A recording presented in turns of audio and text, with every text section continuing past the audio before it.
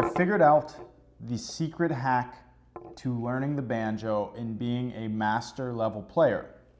If you've watched the videos up to this point, I've been okay, but I've been playing for 45 days and I feel like I should truly be a master level player by now. You know, it's like 45 days, that's enough time to be as good as, you know, some of the greats like Earl Scruggs and these guys you hear about. And I was just wondering, you know, what's the problem? What's my problem? And I figured it out finally. I found the secret hack.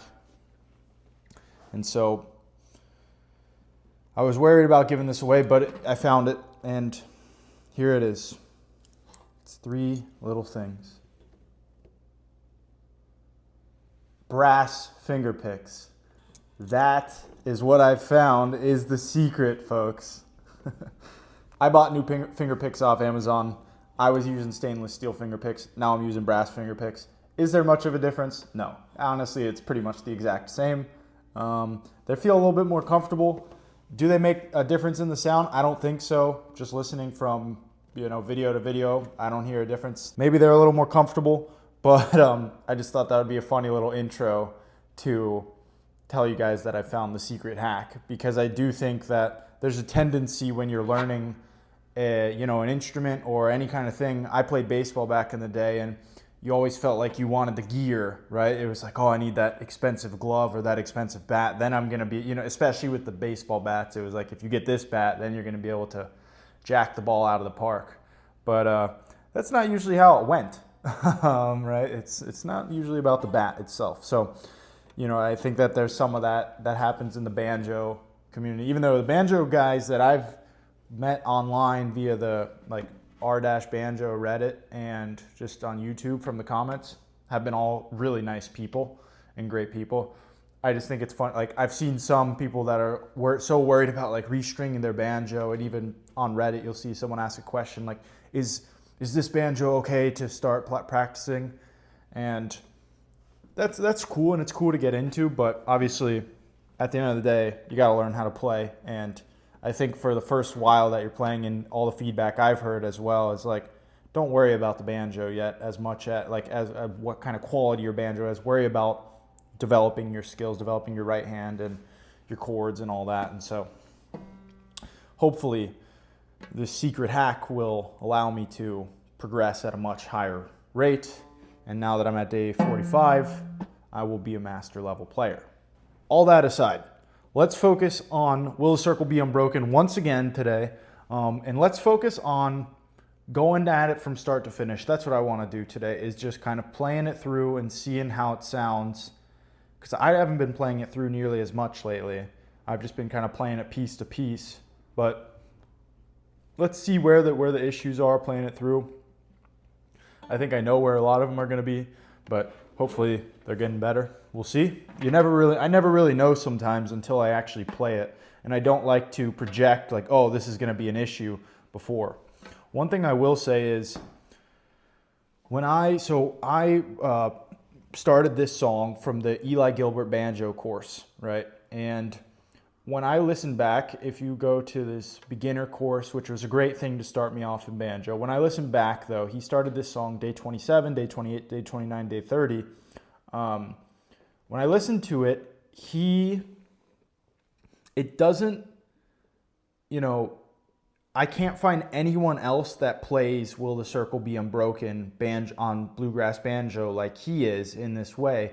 And even I saw a comment, I was looking through the comments, and someone said, like, are we sure this is meant to be played melodic as a solo banjo? Is this better, you know, need to be kind of played with another instrument? And so I have seen some of your guys' comments saying like, hey, you know, look up some things on melody and rhythm and kind of get better at the rhythm side of things. And I agree, I need to get better rhythm. But also I'm wondering if some of this is just how this version of Will the Circle Be Unbroken is written. It's a little more difficult to make it actually sound like the song on its own. So I did listen to it a few times. I could mix it in. I'm not going to do it. I can link it maybe. I don't know if anyone wants to hear it. He makes it sound like the song, but also he's playing it really fast, whereas I looked up some other versions of Will the Circle Be Unbroken on YouTube on the banjo, and it seems like some of these other guys, it's much more melodic sound and you can actually hear the song, just like with I'll Fly Away. When I'm playing it right now, even though it's such a simple version, you can hear the song in that. And I think I kind of like that melodic playing. Maybe I'm way off here, but I like the idea of, I don't need, I want to have skill of doing rolls and licks and quick and whatever, but also I like the idea of the song, being able to hear the song and play the song while singing with it. Whereas this one, even when I listen to Eli Gilbert's version of him playing it at full speed, I'm kind of like, I couldn't sing with that. Like, I mean, maybe you do backup pinches to sing with, but I couldn't sing with what he's playing. So anyways, let's start. I know I've been talking too much to start this episode off and not enough banjo, but let's go.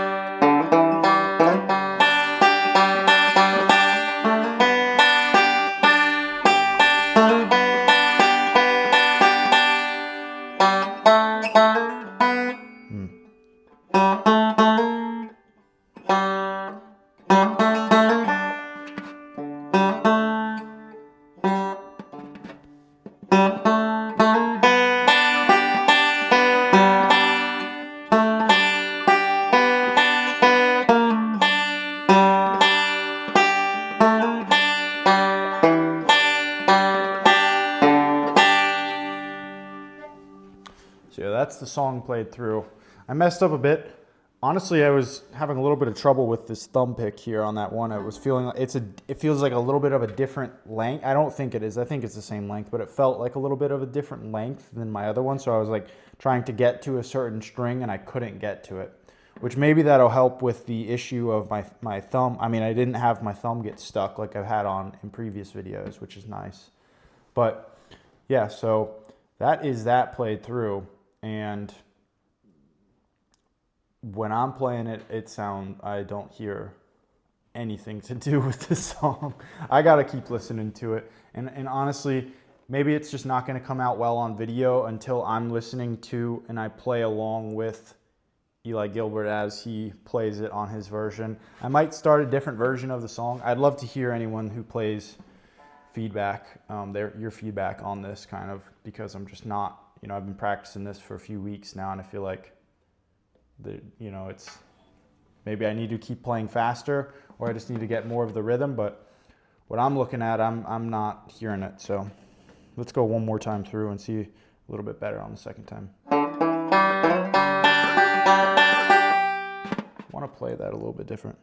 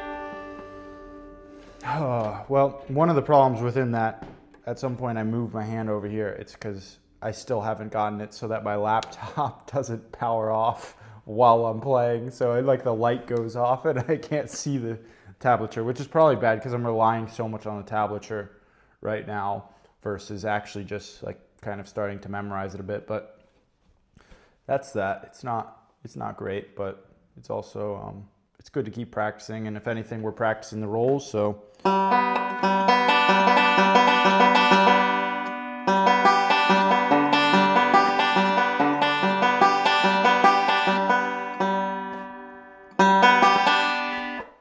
One thing I noticed is I can feel some bad habits start to manifest themselves, whether on my right hand especially. It feels like sometimes I can start to feel my fingers wanted to be lazy and kind of like rest or do whatever, start to move my ring and my pinky.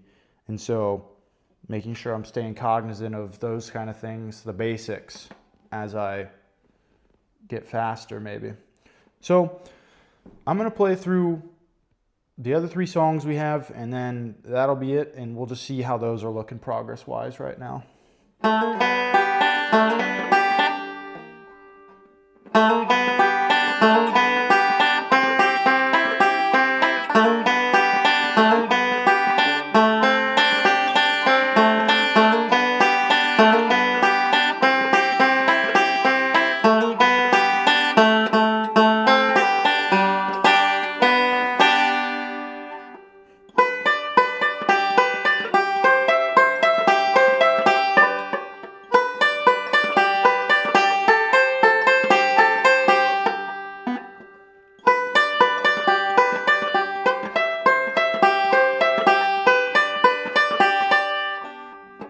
That was a mess. That's the B part of Boil Them Cabbage Down. I'm not going to replay that though. We'll just save that for a later date.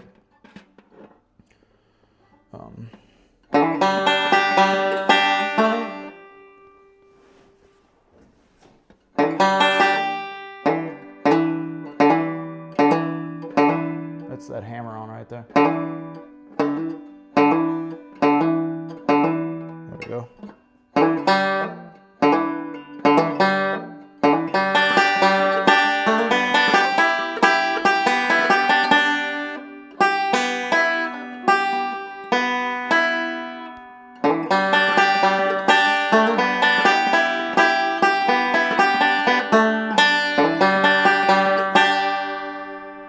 Sorry, I got a text right there.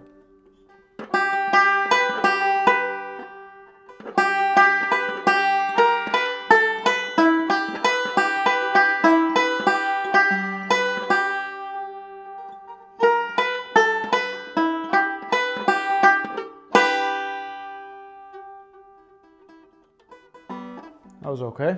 All right, let's finish it here. Cripple Creek.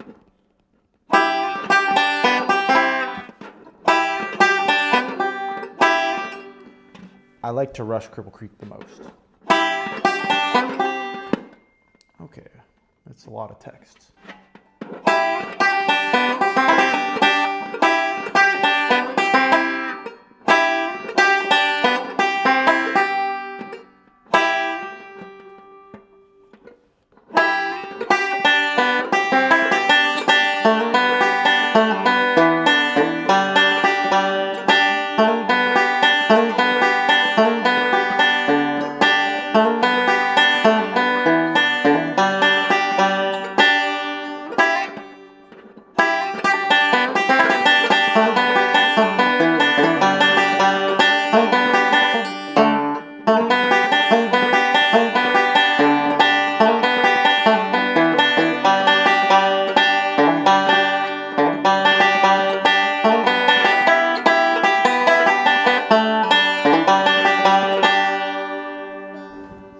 I could do it blind. So that's the end of the video. Thanks for watching. Thanks for hearing my new cheat code, my brass picks, and I hope you enjoyed. See you on the next one. Cheers.